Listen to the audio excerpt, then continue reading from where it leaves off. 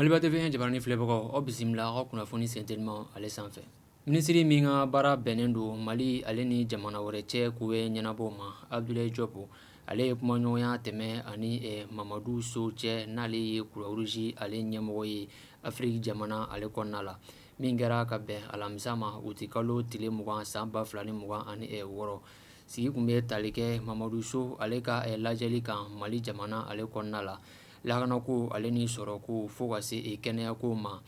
Minisiri Diop ka laseli la a yira k'a bɛ foli ani waleɲumandɔn ta k'a di fɛn min ye Mamadou Sow ale ma Mali sugandili la a ka lajɛli kunfɔlɔ la. A yirala ko min ye Croix Rouge ye ko a jɔyɔrɔ kɔni ka bon kosɛbɛ faso ka ɲɛtaga kɔni o baaraw la.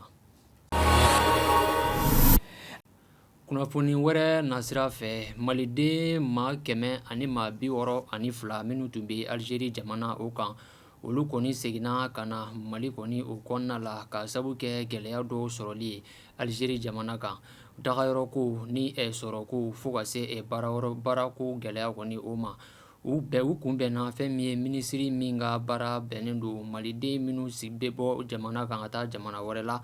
o lafasabaga u kunbɛnna fɛn min o fɛ fo ka se OIM ale fɛnɛ ma n'o ye Organisation Internationale pour les Migrations fo ka se olu ma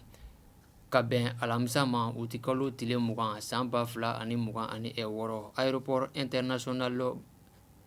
Modibo Keita ale kɔnɔna la Bamako.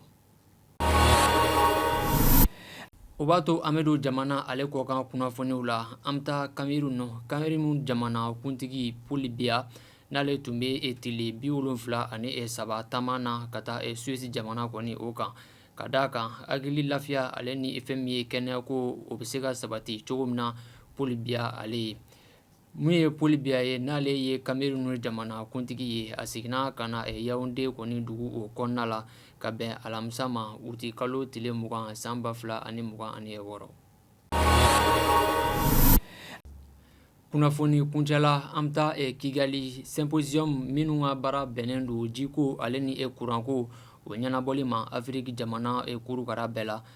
min ye olu ye u ye fɛn min ye Mali ji ni kuranko minisiri ka o bisimila Kigali jamana o kan Cɛmɔgɔ Tarawele ka bɛn alamisa ma uti kalo tile 20 san 2026 kumaɲɔgɔnya tun bɛ tali kɛ ji ale ni kuranko o bɛ se ka nɔgɔya cogo min na Afrique kurukara kɔni o bɛɛ la ani fana sɔrɔko o bɛ se ka nɔgɔya ni sɔrɔko nasira fɛ Afrique kɔnɔna la. Maliba TV1 jabarani filɛbagaw ni ne bɛ dansigi kɛ an ka bi kunnafoni sentelimaw na an sera ka min sɔrɔ ka tɛntɛn ka di aw ma ka bɛn bi juma ma kɛrɛnkɛrɛnnenya la uti kalo tile 21 san 2026 aw k'an bɛn diɲɛ waati wɛrɛ.